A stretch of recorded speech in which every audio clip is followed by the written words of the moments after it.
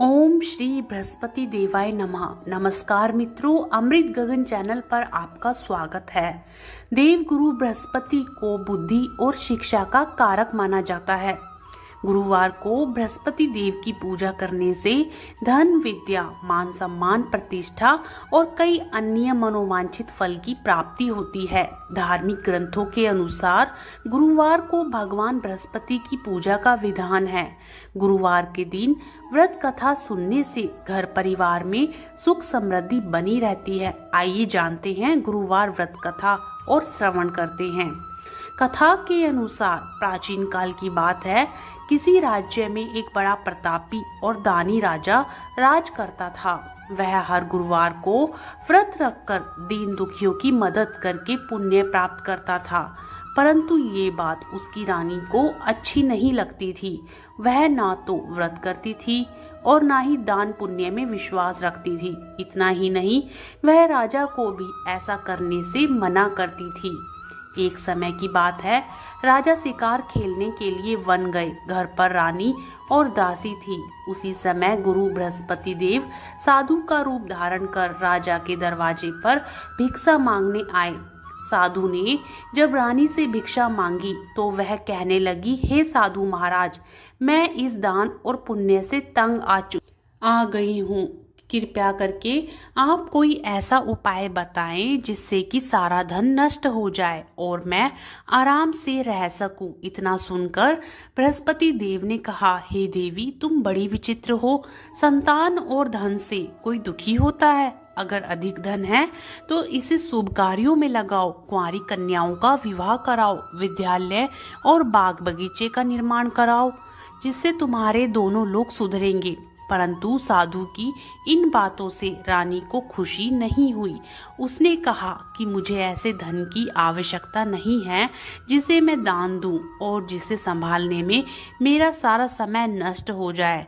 तब साधु ने कहा, अगर तुम्हारी ऐसी इच्छा है तो मैं जैसे बताता हूँ तुम वैसे ही करना। गुरुवार के दिन तुम घर को गोबर से लीपना, अपने बालों को पीली मिट्टी से धोना, राजा से हजामत बनाने को कहा, भोजन में मांस मदिरा का प्रयोग करना, कपड़े धोबी के यहाँ धुलने देना।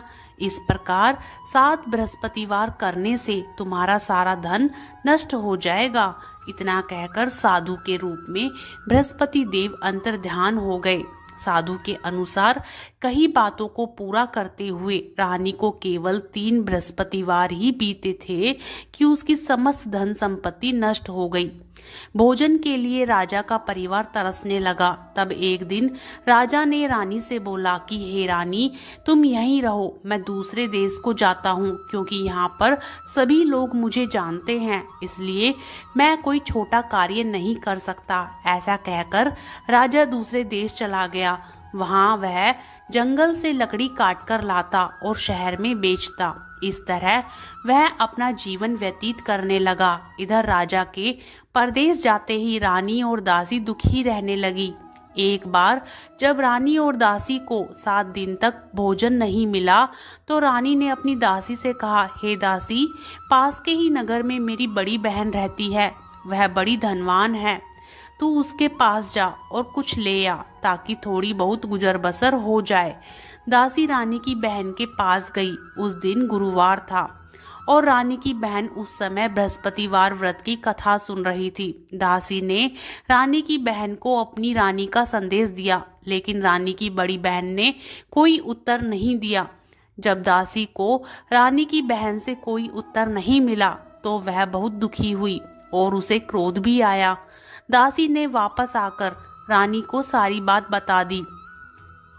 ये सुनकर रानी ने अपने भाग्य को कोसा। उधर रानी की बहन ने सोचा कि मेरी बहन की दासी आई थी, परंतु मैं उससे नहीं बोली। इससे वह बहुत दुखी हो गई। कथा सुनकर और पूजा समाप्त करके वह अपनी बहन के घर आई और कहने लगी, हे बहन, मैं बृहस्पतिवार का व्रत कर रही थी, तुम्हारी दासी मेरे घर आई थी, परंतु जब तक कथा होती है तब तक ना तो उठते हैं और ना ही बोलते हैं, इसलिए मैं नहीं बोली। बताओ दासी क्यों आई थी? रानी बोली, बहन, तुमसे क्या छिपाऊं, हमारे घर में खाने तक को अनाज नहीं है। ऐसा कहते कहते रानी की आंखें भर आई। उसने दासी समेत पिछले 7 दिनों से भूखी रहने की बात अपनी बहन को बता दी। रानी की बहन बोली, देखो बहन, भगवान बृहस्पति सबकी मनोकामना को पूर्ण करते हैं। देखो, शायद तुम्हारे घर में अनाज रखा हो। पहले तो रानी को विश्वास नहीं हुआ, पर बहन के आग्रह करने पर उसने अपनी दासी को अंदर भेजा तो उसे सचमुच अनाज से भरा एक घड़ा मिल गया। ये देखकर दासी को बड़ी हैरानी हुई।